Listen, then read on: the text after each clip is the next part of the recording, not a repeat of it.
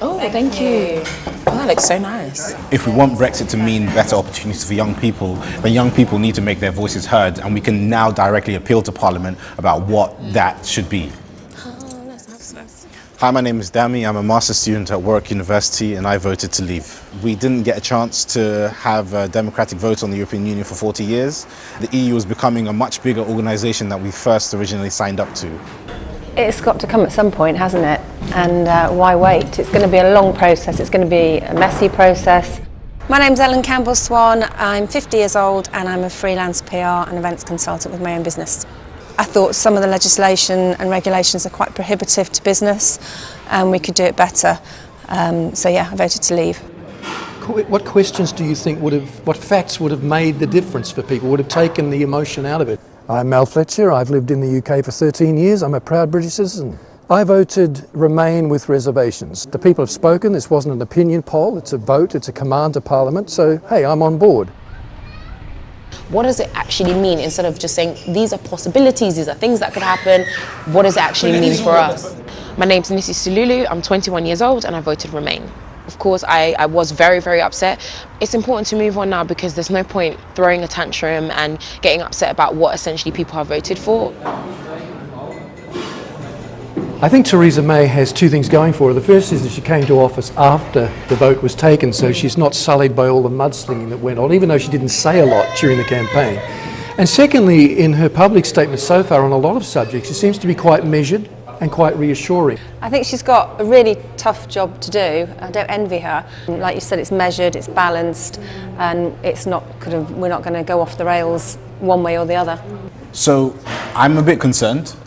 I think that it's either the case that only now has a real plan begun to develop, or there isn't one, because I believe that what the government is trying to do is hide its negotiation position as much as possible from the EU.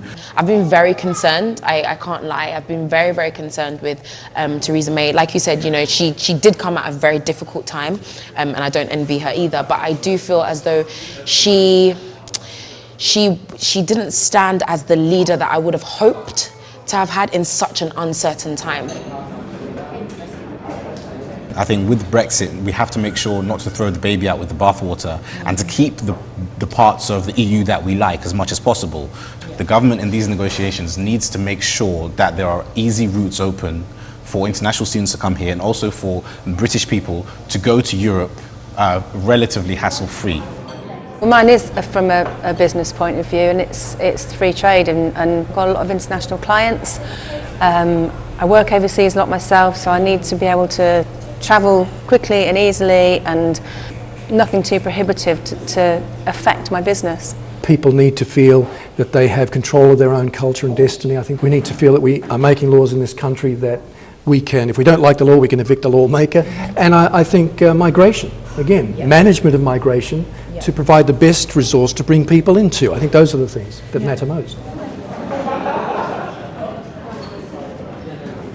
Personally, I think at the moment, I think it's being overplayed because we have people saying that they want to be independent from the UK, but they want to be part of the EU. I mean, is that logically consistent? If you really want to be independent, why rush to join the EU? I hope that it doesn't break up the UK and Britain. We need to stick together now more than ever. I mean, I voted to leave, but I'm pro-European and the UK is still a nation. I don't see why it should result in any more breakup. I hope it doesn't. Just kind of like what you were saying, kind of like I'm pro-Europe, but I don't want to be in Europe. And I think that kind of frustrates me just in the sense that, well, you can't be cherry-picking and saying, well, we want this part of Europe, but we don't quite. If you're going to say Brexit means Brexit, sever the arm off. If you're going to do that, well, you voted to leave, well, now we've got to deal with leaving. And if that means that, you know. But I voted to leave. I didn't vote to cut her arm off. You know, I didn't vote to completely have no ties at all. It's far more complex than that. I think a second referendum is totally unnecessary, and the people gave Parliament an instruction. Yes. It wasn't an opinion. And so Parliament needs to get on, and it's not up to former Prime Ministers to tell us as the British people that we were too intellectually lightweight to understand what we were doing. Absolutely. And that we should now have to rethink it because we've been led into a fool's paradise. I just don't hold that. Yeah, I think the argument that David Cameron shouldn't have even offered a referendum to the British people on the European Union, since it hasn't been on the ballot box for 40 years, is outrageous. The British people deserve the chance to rethink their membership of the European Union, and they haven't had it before, and this time this is how they voted. I just to kind of interject with that, I kind of partially disagree. If we are to say, could we have another referendum? Let people know what they are actually voting for. Yeah. Do not, because that's the bit that really frustrates me, the uncertainty. Yeah. Be clear on what it is, be truthful on what it is.